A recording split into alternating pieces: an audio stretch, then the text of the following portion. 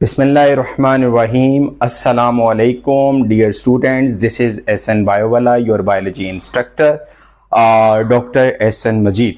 ठीक है, dam biology series से हमारा जो लेक्चर है last, that is MDCAT, prokaryote and eukaryote difference. ठीक है, that is very very important, very important. Last आज टॉपिक है, इसके बाद इंशाल्लाह एमसीक्यूज डिस्कशंस होंगी. इस चैप्टर के बाद एक दो टॉपिक रहते हैं, एनिमल और प्लांट सेल, वो इंशाल्लाह वो डिस्कस करके तो हम इंशाल्लाह नेक्स्ट डिस्कस करेंगे. खैर हम टॉपिक की तरफ चलते हैं. एमडीकैट का जो डिफरेंस है ये पीटीबी से आपने डिस्कस किया होगा. पीटीबी की बुक पेज नंबर 64, फेडरल की बुक पेज नंबर 35-36. ठीक है, प्लस सेकेंड ईयर प्लस सारी मिक्सअप करके कुछ केपीके, सिंध और तमाम बुक से मिक्सचर से हमने कुछ तैयार किया है बच्चों के लिए. ठीक है, तो स्टार्ट करते हैं आज का लेक्चर. हमारे पास जो आज का लेक्चर है that one is a prokaryotes and eukaryote. Prokaryote को कहते हैं these are the basically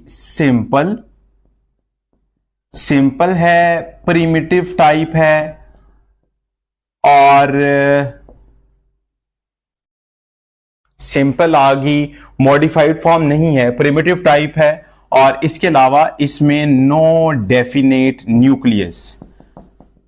chapter number 6 kingdom Monera, जिसके अंदर स्टार्ट के अंदर लिखा होगा, और ये भी आपने बात याद रखनी है, प्रो का मतलब है बिफोर, कैरियोट का मतलब न्यूक्लियस. ये तो बच्चों वाली बात है, हमको जिसमें न्यूक्लियस नहीं होगा ऑब्वियसली बात है, उसको हम प्रोकैरियोट्स कहेंगे. ठीक है, अगर प्रोकैरियोट्स हैं तो यहां पर आपने याद रखना है, यहां पर मेम्ब्रेन बाउंड ऑर्गेनेलीज है, प्रोकैरियोट्स में नहीं है क्योंकि यूकैरियोट्स के अंदर ऑर्गेनेली मौजूद है.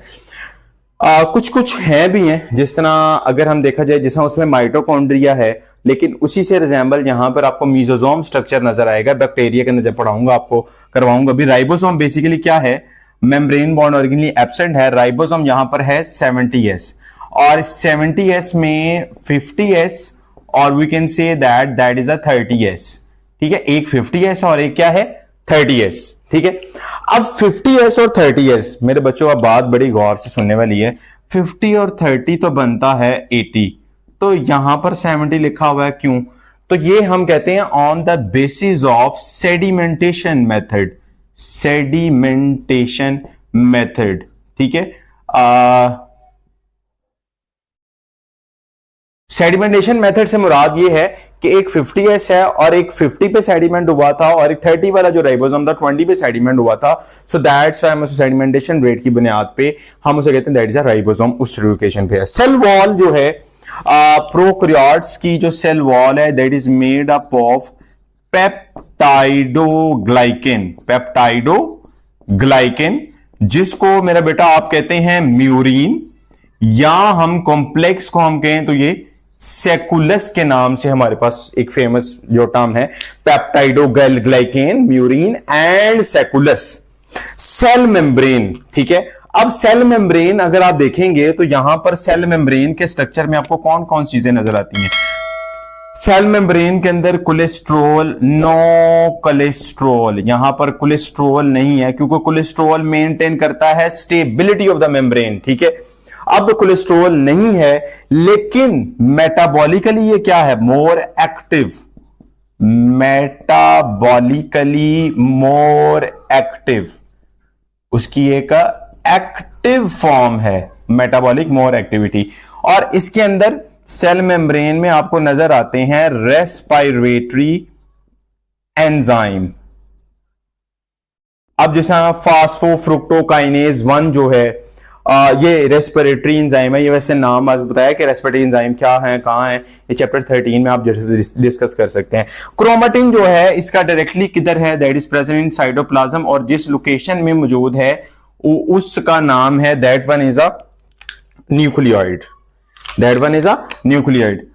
अच्छा, क्रोमेटिन में कॉम्पोजिशन में देखा जाए तो यहां पर हमारे पास क्या आ जाता है, उधर मैंने इसलिए लिखा थोड़ा था स्पेस, डीएनए, आरएनए और प्रोटीन.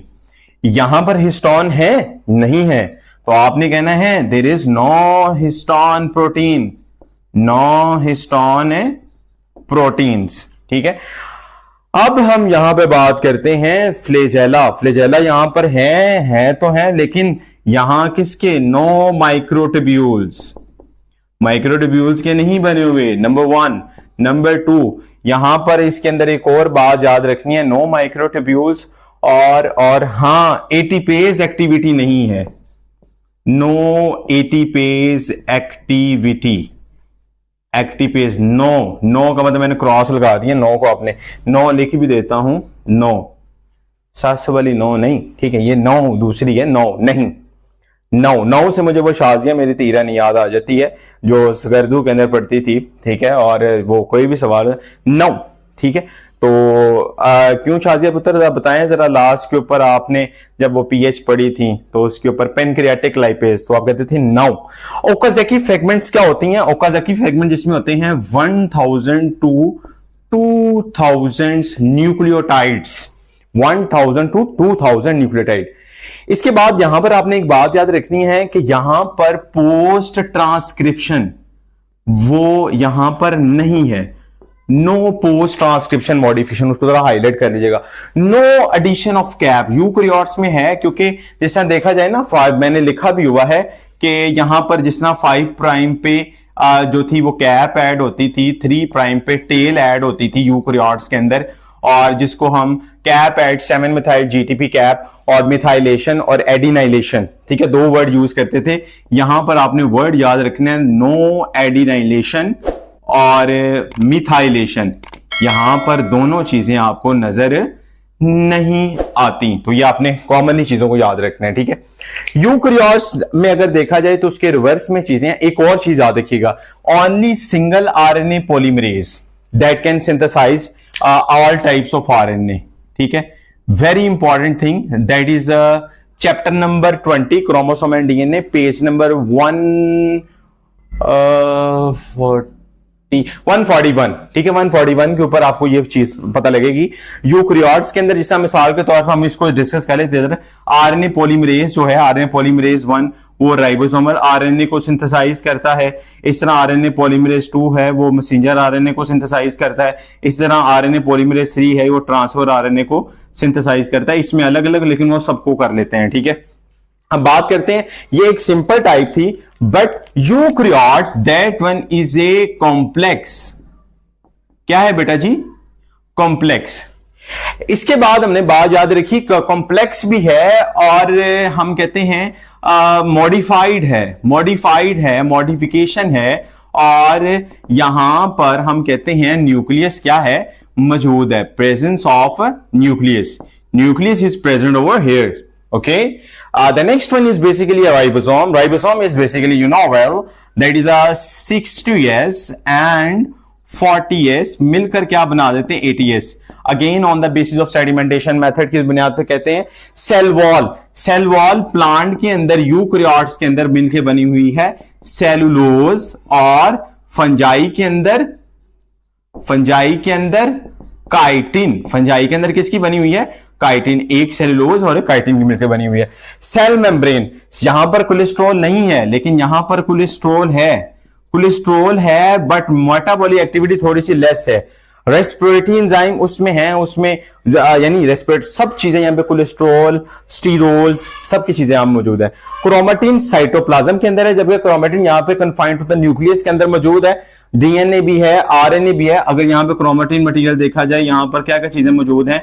डीएनए भी है, आरएनए भी है, प्रोटीन भी है, और साथ ही साथ यहां पर आपको नजर आती हैं हिस्टोन प्रोटीन्स। ये भी आपने बात याद दहानी के लिए याद कर लेनी। फ्लैजेला, ऑब्वियसली बात है, यहां पर बने होते हैं फ्लैजेलिन,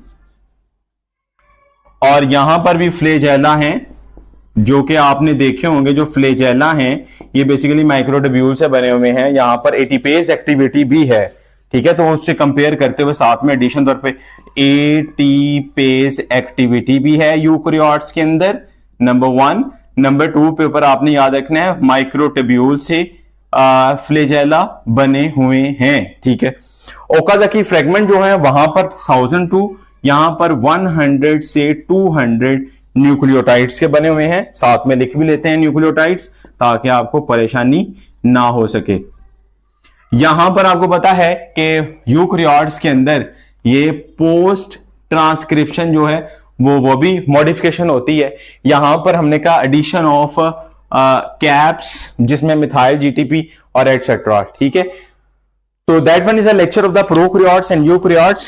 Then we can discuss in the different ways like prokaryotes. What is the difference between eukaryotes? The first of all, simple primitive type, no definite nucleus, membrane bound organically, ribosome, cell wall, cell membrane, chromatin, flagella, ocomosic fragment, and any other questions over here. Post transcription, modification and the adenylation क्या होती है, methylation क्या होती है, सब चीजें आपको हिंदी और उर्दू के अंदर बता दी गई हैं, ठीक है। इस चीज को आप हाईलाइट कर लीजिएगा। जो भी एमसीक्यूज हों, ये एमडी कैट, ईटा, नम्स तमाम के लिए है, ठीक है।